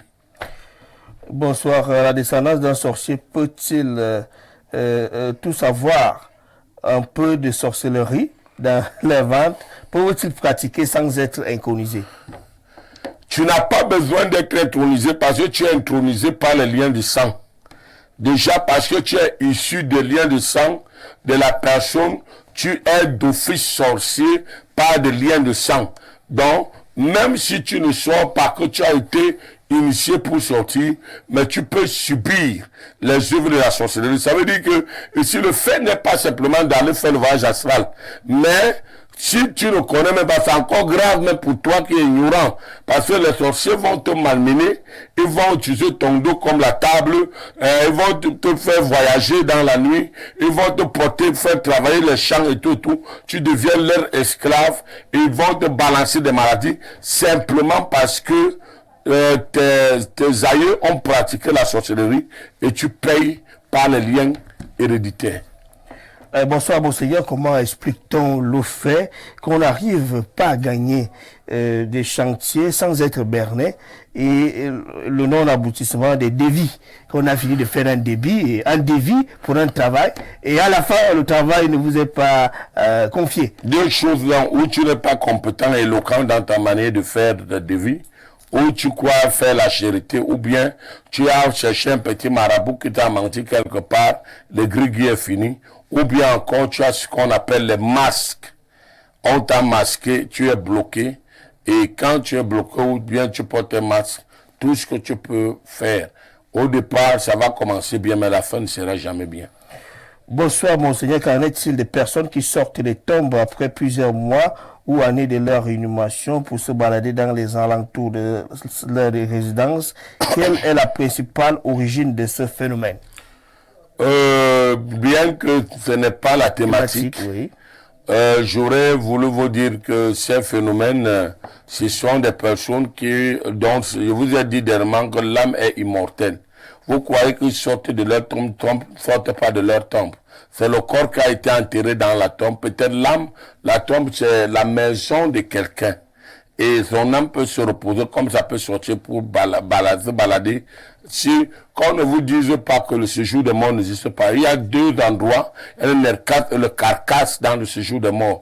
Donc il y a ceux qui sont morts en Christ, qui ont un endroit dont leur âme se repose. Voilà pourquoi vous entendez en français, vous écrivez toujours, mais vous ne comprenez pas. On dit que ton âme se repose en paix. On ne dit pas toujours que ta chair, ou bien ton corps, ou ton sang, ou ton esprit se repose en paix. On dit que ton âme se repose en paix parce que l'âme d'une personne, après son décès, a deux endroits à choisir. Ou elle va dans l'endroit où les gens qui pratiquent le mal vont attendre, ou là où va, là où les gens qui ont fait du bien attendent le jugement. Mais la vérité est toujours que tous vont au séjour des morts. Et ces sorciers vont continuer à pratiquer leur sorcellerie, même étant morts, parce que l'âme et l'esprit de la sorcellerie ne meurent pas, c'est la personne qui meurt. Même étant morts, vont continuer à pratiquer la sorcellerie, peuvent sortir. C'est le jour de l'enlèvement que la condamnation sera. Bonsoir. Nous avons un Seigneur, un seul. Pourquoi appeler d'autres hommes Monseigneur? Va demander à ton père. Bonsoir, monsieur Ebodé. Peut-on avoir le contact de Monseigneur? C'est Olivier depuis Yaoundé. Voilà mes deux contacts qui sont sous le bas de l'écran. J'ai demandé à l'autre de demander à son père. C'est pas une insulte de son père, mais je me rends compte qu'il n'a pas été éduqué par des parents, parce que s'il avait été éduqué, même au préliminaire chrétien, il devait savoir qu'en anglais, on appelle les archevêques disgrace. Ça veut dire, même Monseigneur, même c'est une appellation d'un français langue. Normalement, nous sommes des éminences, son éminence ou bien son excellence. Les archevêques sont des excellences. C'est les évêques qui sont les monseigneurs.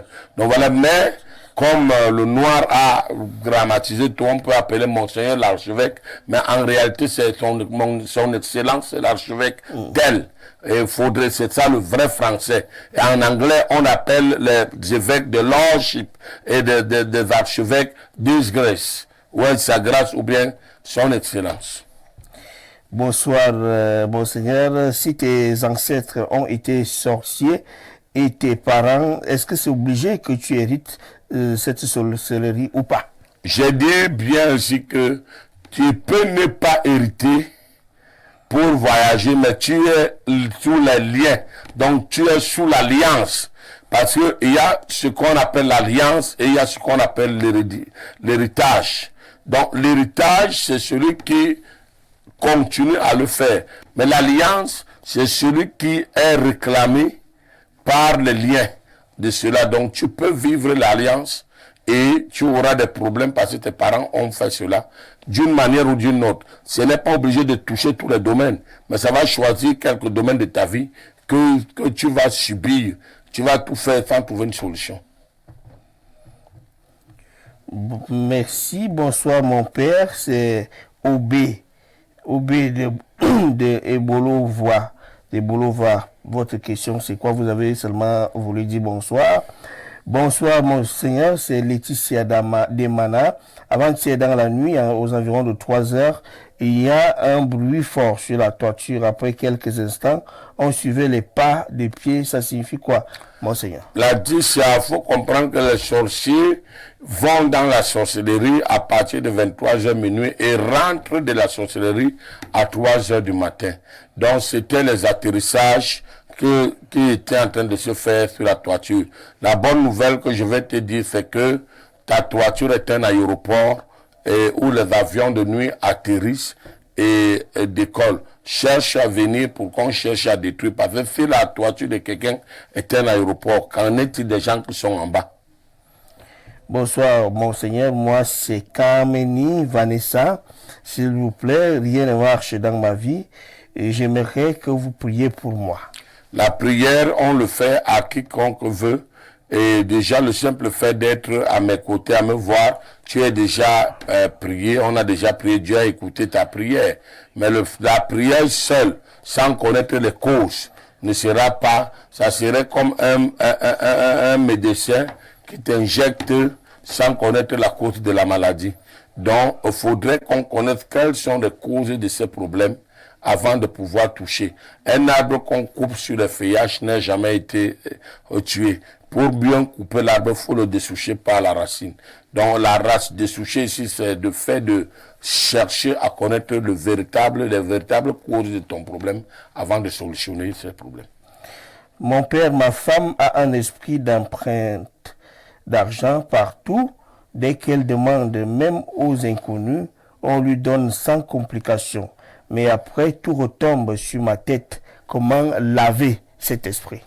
Ce n'est pas le fait de laver, même aux inconnus, mon fils. Il ne faut pas dire que ta femme a un esprit d'empreinte, d'argent partout, même aux inconnus. Quand elle demande, on lui donne. Moi, je ne viens pas pour séparer ton foyer, mais j'aimerais déjà que tu dises à ta femme de faire attention. Parce que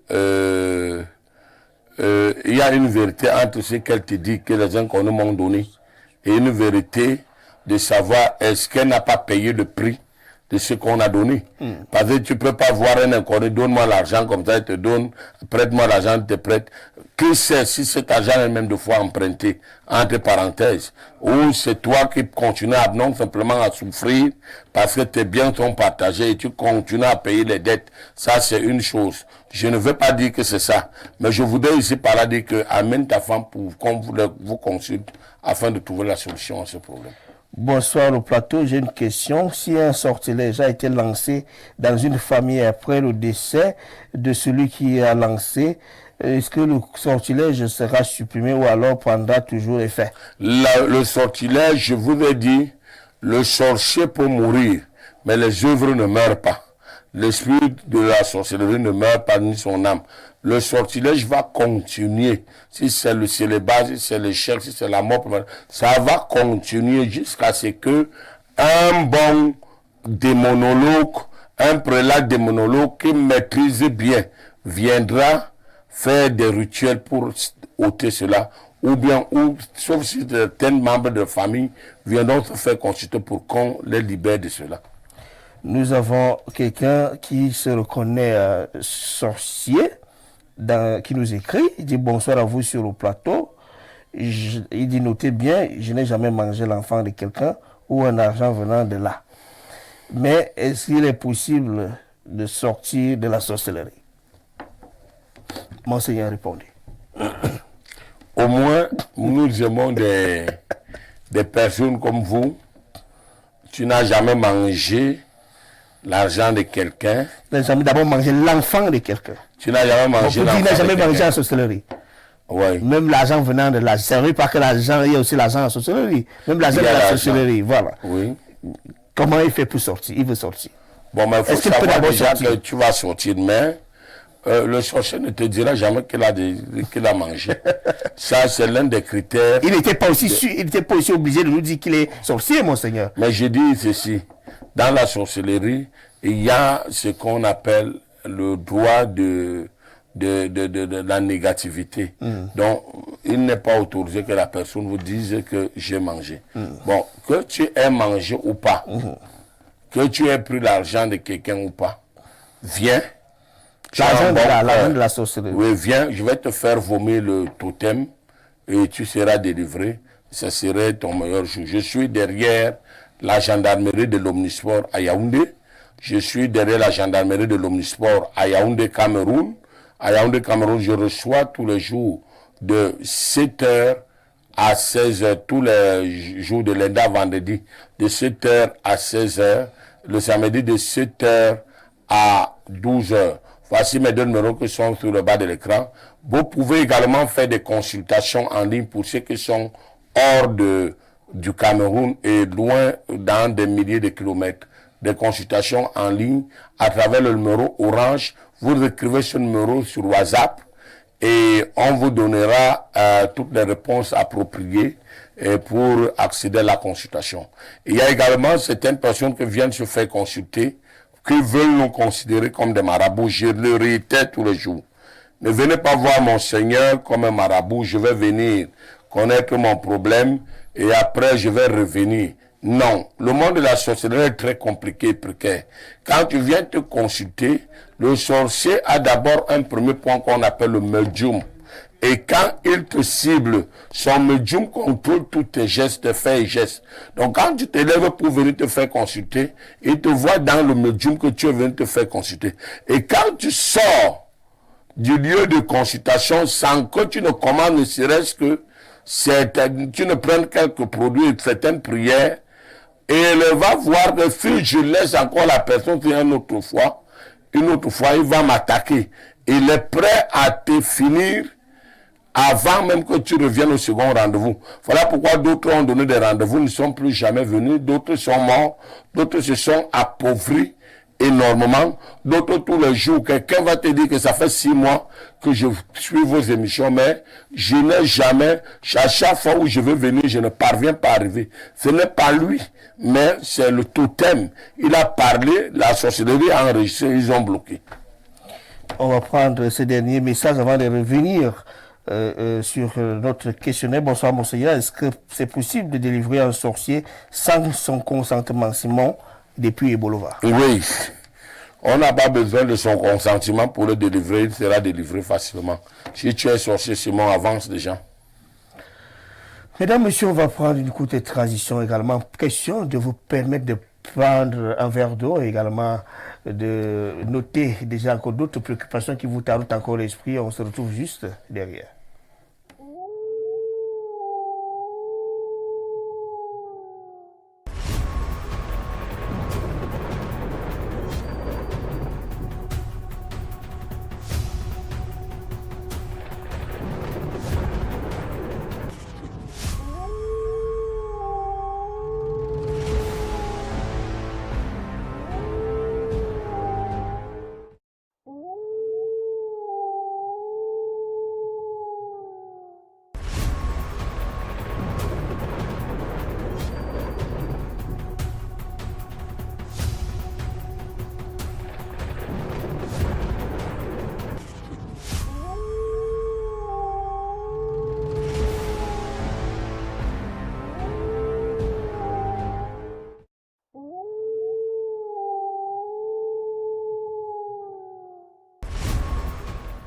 De retour sur le plateau de Mystère Caché, nous avons déjà pratiquement passé 1 heure de temps ensemble à parler de cette thématique exceptionnelle pour vos problèmes de spiritualité, pour vos problèmes spirituels si vous préférez, les héritages sorcellériques. On a entendu les explications de Monseigneur, on a aussi reçu vos messages. Vous êtes encore libre d'envoyer vos préoccupations via les 2 numéros qui s'affichent au bas de votre écran, simplement des messages. Nous ne prenons pas des appels puisque nous n'allons jamais répondre à vos préoccupations via les appels. Alors, on va prendre cette question autre, Monseigneur. Pensez-vous que le chef d'une tanière sorcellerie peut refuser d'admettre un héritier d'un sorcier dans ses rangs? Alors, on va prendre un cas simple. À moins si vous avez bien saisi ma question. Oui, les chefs de la tanière sorcellérique peuvent bien et bien refuser mettre un héritier sorcier dans sa tanière, dans son trône sorcellerie, à partir du moment où ils se rendent compte que celui-ci est un danger pour eux. Parce que s'il a un esprit plus fort qu'eux, ils vont refuser parce qu'il peut entrer dans la sorcellerie et les fait détruire eux tous. Il prend les règnes. Est-ce que vous connaissez que même en enfer, il y a certaines personnes que Satan va chasser parce qu'il aura peur que s'il reste trop dans l'enfer avec lui, il peut devenir Lucifer à sa place. Voilà. Il peut commencer à discuter sa place. Voilà. Seigneur de Dieu. Il est plus puissant que lui. Donc Lucifer a peur des gens. Ouais. Même lui, il a peur. Même lui-même, il va refuser certaines personnes en enfer. Pour dire qu'il y a des gens qui ont tellement fait du mal que Lucifer a peur de... Même quand ils vont mourir là, quand ils vont aller en enfer, là, Lucifer va leur dire non, pardon, restez là-bas parce que vous venez ici, vous allez discuter mon trône. Est-ce que vous pouvez citer dans la société quelques petits exemples de ça personnes? Ne viendra pas de moi. Si vous connaissez parler. Je connais une chose, c'est que j'allais oublier, il nous a été rappelé par des auditeurs de toujours communiquer des jours d'émission, parce que beaucoup d'auditeurs se sont fiés à une seule émission. Donc pendant des émissions, il faudrait qu'on leur dise déjà nos programmes où nous devrons passer. Donc il faudrait noter déjà que nous sommes ici tous les dimanches de 18h à 20h. Tous les jeudis de 21h à 23h. Tous les vendredis, la rediffusion, c'est de 15h à 17h. Voilà nos programmes ici. Je répète, dimanche, 18h, 20h. Jeudi, 21h, 23h. Vendredi, rediffusion, 15h, 17h. Et la thématique que nous allons passer jeudi, sera les autels d'accusation. Les autels d'accusation. Vraiment, nous vous demandons d'inviter autant de personnes parce que s'il faille même que tout le village s'asseye, vous achetez l'écran géant pour tout le village. Parce que nous allons parler des choses très dangereuses dans cette thématique, les autels d'accusation. Comment on peut dresser un autel pour accuser, pour t'accuser et te contrôler auprès des sorciers. Comment on peut pousser un sorcier à te manger? Donc, ça serait la thématique suivante. Et il faudrait comprendre que dès demain, je reçois à partir de 7h jusqu'à 16h. Et déjà, nous demandons à tous ceux qui viennent de respecter le protocole. Parce que le protocole, étant déjà strict, beaucoup le trouvent trop dur, mais je vais vous dire, l'homme militaire ne connaît pas la tendresse. C'est mon Seigneur qui est tendre, mais l'homme militaire, lui, fait son travail. Donc, respectez le protocole. Si vous venez à 6 heures et que vous êtes numéro 1, qu'on vous reçoive, si vous ne pouvez pas être numéro 10, et vous vous forcez qu'on vous reçoive numéro 5. Il n'y a pas de combine au cabinet. Nous sommes des enfants de Dieu. Nous sommes le peuple de Dieu. Dieu n'aime pas les combines et nous ne sommes pas là dans les combines. Il n'y a pas de ce que je suis Bassa, je suis Étonne, je suis ceci. Non. Le cabinet, c'est l'œuvre de Dieu. Ne viens pas me parler, même le patois ni la famille là-bas. Là-bas, c'est le travail de Dieu que nous faisons. Alors, maintenant, est-ce que un héritier d'un sorcier peut décider de ne plus pratiquer la sorcellerie? Est-ce qu'un héritier d'un sorcier peut décider de ne plus pratiquer la sorcellerie? Je vais dire, au cas où on le déshérite de cet héritage, il ne sera plus à cette sorcellerie parce que il a hérité quelque chose. Comme il commence à avoir les séquelles, il peut signaler. Et tu sais, quand tu commences à vivre certaines situations dans ta vie, tu es libre de venir vite rencontrer mon Seigneur pour lui dire, mon Seigneur, consulte-moi. Et mon Seigneur va voir. Après la consultation, il y a toujours un temps que mon Seigneur vous pose la question, est-ce que vous avez autre chose à ajouter? Parce que mon Seigneur est un homme de Dieu, n'est pas Dieu. Il voit en partie. Même Élisée, quand l'enfant de la femme Sunamite était mort, Élisée n'a pas été au courant. Voilà pourquoi il a demandé à la femme, pourquoi tu m'as caché que cet enfant devrait mourir? Alors, je vais dire, pourquoi le Seigneur m'a caché la mort de cet enfant? Je voudrais par là dire que quoi? Quand vous venez, mon Seigneur vous dit ce que Dieu lui a montré. En retour, si vous avez autre chose, ne rentrez pas avec. Et ne restez pas là seulement pour pleurer. Non. Dites aussi s'il y a autre chose que mon Seigneur n'a pas pu voir, afin de pouvoir trouver une solution immédiate ensemble. Alors, la réponse est donc oui. Au cas où il a décidé, au cas où il a été déshérité, au cas où il a été délivré. C'est ça la réponse. Alors, monseigneur, pensez-vous qu'une telle décision peut rester sans répercussion dans la vie de ces derniers, si la personne si l'héritier est déshérité avant d'accoucher, il n'y aura pas de répercussion. Mais s'il a laissé des enfants et que lui se déshérite, le lien va jusqu'à la 4e génération, même ses enfants vont écoper. Donc pour se délivrer, quand il se délivre, il doit délivrer sa femme et ses enfants. Quelles peuvent donc être ces répercussions? Les répercussions sont dangereuses. Il y a la mort prématurée, la pauvreté qui entre les échecs, la proie, le célibat et tout ce qui est négatif que vous pouvez connaître.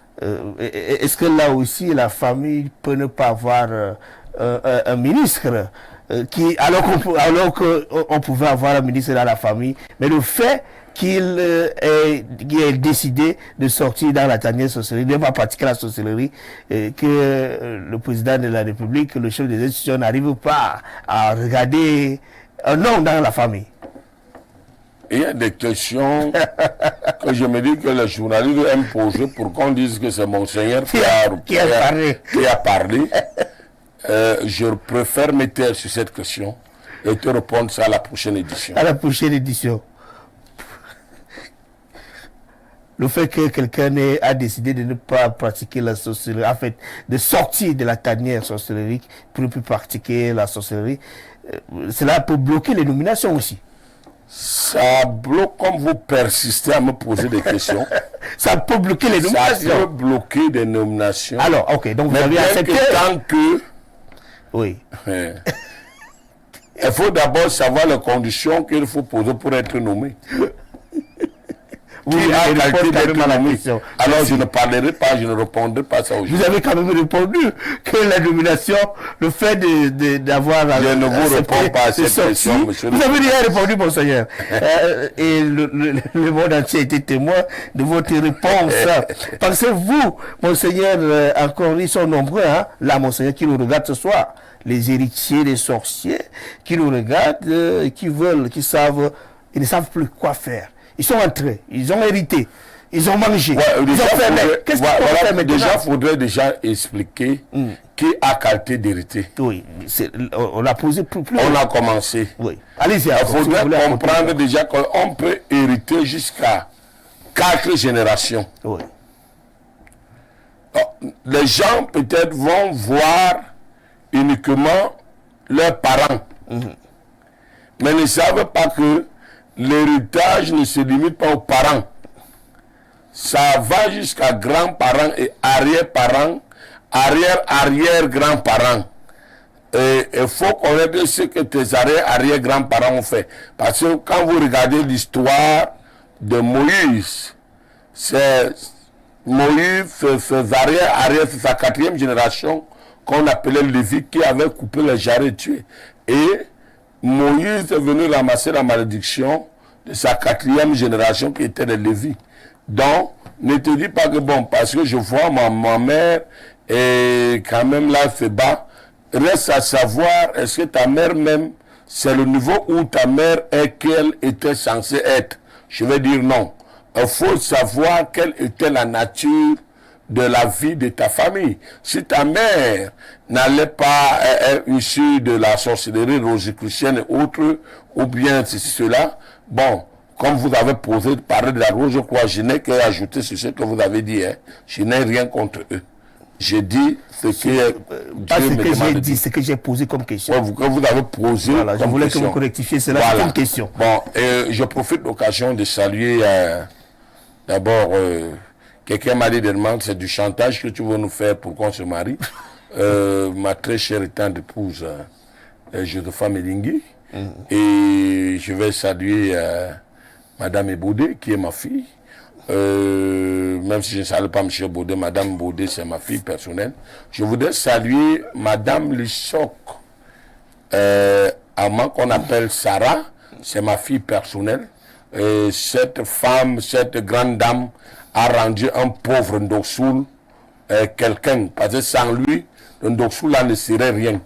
Donc il a enlevé de la forêt pour le rendre grand. Donc je te tire chapeau, Sarah. C'est toi, c'est-à-dire, comme on dit toujours que les blancs, si Armand ne peut pas te dire merci, moi je te dis merci pour le bien que tu l'as fait. Alors, on revient à notre question. On revient. J'ai posé la question, monseigneur, en fait, ils sont nombreux là qui nous regardent. Je vais saluer le procureur général Ngong Noé. Je vais saluer le président du tribunal. Il peut avoir peur que la question qui va arriver là pour les concerner, monseigneur. Non, je préfère que sans état d'âme. Ah, que ça reste seulement les salutations. Oui. Alors, ok. On revient maintenant à nos questions de ce soir pour parler exactement de l'héritage de sorcellerie après les salutations de monseigneur qui n'ont rien à voir avec la suite. Il fallait le faire, c'est la précision avant la peine. Ouais. Alors, monseigneur, ils sont nombreux qui nous regardent de partout. Aujourd'hui, ceux qui ont hérité la sorcellerie, l'héritage sorcellerique de leurs parents, ceux qui ont été, qui sont aujourd'hui les maîtres, vous pouvez comprendre le mot, le maître dans des loges, ils ont hérité après la mort de quelqu'un qui était maître, ils sont devenus maîtres. Aujourd'hui, ça pèse avec des réclamations, ils ont déjà sacrifié, ils ont déjà tué, mais ils ne savent plus quoi faire. Ils vous écoutent, ils veulent savoir, est-ce que vous pouvez faire quelque chose pour eux? Il y a-t-il quelque chose à faire? Oui. Il a tué, mais tout péché est pardonnable. Il a fait dans l'ignorance. Et s'il a pris conscience, Dieu pardonne. Il y a quelqu'un qui est mort sur la croix pour ce péché présent, passé, futur. Cette personne s'appelle Jésus. Il est mort et il a dit tout est accompli. Donc, si la personne se repent et revient à sa décision, il peut venir se faire délivrer. Et puis, après être délivré, nous allons l'aider à être... assure le meilleur chemin. Alors, monseigneur, il ne peut pas venir. Beaucoup de gens savent que quand on va le voir venir dans les rangs, au cabinet, là, les gens vont commencer à parler. Ce monsieur, il est venu chercher quoi et tout et tout. Puisqu'on sait que c'est le nom parle, certainement. Il fera comment? Est-ce qu'il va seulement. Est-ce qu'il va venir je vais vous dire quelque chose. Allez-y, allez-y. Monseigneur n'est influencé de rien.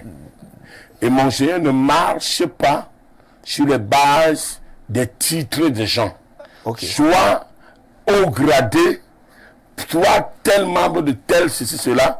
Si tu viens, tu t'alignes comme tout le monde s'aligne. Monseigneur, et non simplement. Je vous repose la question. Oui. Je vous repose la question. Je vous repose la question. Vous permettez que je vous repose la question? Allons-y. Alors, est-ce qu'il y a des personnes qui peuvent solliciter des services escrocs, de manière exceptionnelle? La personne qui veut vouloir un service de travail va faire la consultation en ligne. Oui. Et sans ça, moi, je ne peux pas me déplacer ou bien je ne fais pas de consultation dans la nuit. Car il y a des heures de service qui sont réglementées.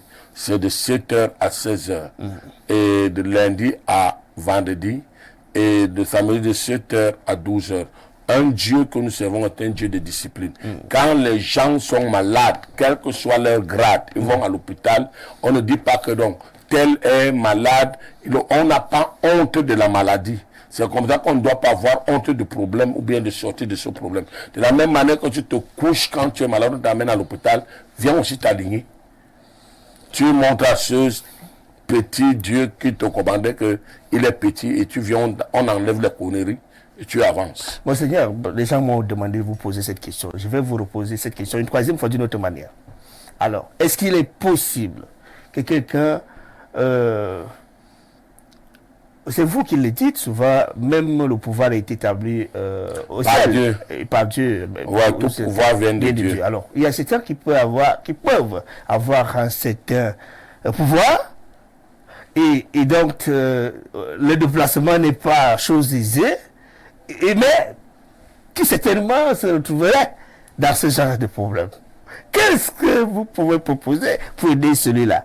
Comme il ne peut pas facilement venir au cabinet, qu'est-ce que vous proposez à ce genre de personnes? Bon, ce genre de personnes vont écrire par consultation. Oh, bon, vont nous écrire par WhatsApp Okay, et puis nous allons les répondre. Merci. Mais si vous venez à fin, beaucoup viennent de faire ouf. Vous comprenez un peu. Merci, Monseigneur Louis-Ebouga, d'avoir répondu à cette question qui était très difficile à donner la réponse. On va prendre quelques messages, même si nous ne pouvons plus lire tous les messages que nous avons reçus aujourd'hui, parce que le temps imparti, le temps qui nous a été imparti rapidement évacué. On ne peut plus rien faire, il reste quelques minutes. Salut, je vous suis depuis le Boudi. Mon père, j'ai fait un mauvais rêve la dernière fois que j'ai ramassé les pièces d'argent au sol. Cela signifie quoi? Bon, c'est depuis le Boudi. Le Boudi chez quelqu'un? Chez quelqu'une. Ok. Allez-y. Vous savez, c'est le Boudi, c'est le ventre. C'est mon ventre, c'est là-bas que j'ai trouvé mon trésor. Voilà. Trouver les pièces d'argent, c'est la pauvreté. Il faudrait qu'on détruise cela. Bonsoir, la sorcellerie peut finir après combien de générations? Même 4 générations. Et elle est multigénérationnelle parce que après les 4 générations, ceux qui vont suivre là aussi auront 4 générations. Auront 4 générations, donc ça va aller tellement loin. Bonsoir, Monseigneur, je voudrais vous rencontrer. Vous avez des visites, s'il vous plaît. Nous recevons tous les jours de 7h à 16h. De lundi à vendredi, le samedi de 7h à 12h par ordre d'arrivée. Le cabinet est situé derrière la gendarmerie de l'Omnisport à Yaoundé. Derrière la gendarmerie de l'Omnisport à Yaoundé, vous allez voir cabinet de Monseigneur Luc Yebga. Cabinet de Monseigneur Luc Yebga. Quand vous venez du côté de l'Omnisport, avant d'arriver à la gendarmerie, vous allez voir cabinet de Monseigneur Luc Yebga et vous entrez, ou bien étant à la gendarmerie, vous pouvez appeler et des membres en charge pourront venir vous chercher et on pourra vous indiquer, vous amener au cabinet. Écrivez également sur WhatsApp, qui est le numéro orange, vous aurez toutes les réponses adéquates. Bonsoir l'homme de Dieu, je suis Tebaya Albert depuis Nkomo Yaoundé. J'aimerais savoir comment faire revenir ces étoiles après la guérison, car autrefois j'ai été utilisé par un groupe de sorciers. Donc, si tu as été utilisé par un groupe de sorciers, il faudrait déjà savoir si tu as là où celui qui t'a guéri, parce qu'après la guérison, est-ce que tu as été guéri réellement? Et parce que si on te guérit, on te fait la restitution. Et s'il n'y a pas de restitution, ça veut dire qu'il n'y a pas eu de guérison. Bonsoir, Monseigneur. Comment rompre un sort lancé barrément par un parent qui est mécontent de votre succès et ce sort-là agit en vous? Le sort lancé, il faudrait vous faire délivrer, c'est tout simplement. Monseigneur, nous sommes arrivés au terme de cette émission de ce jeudi.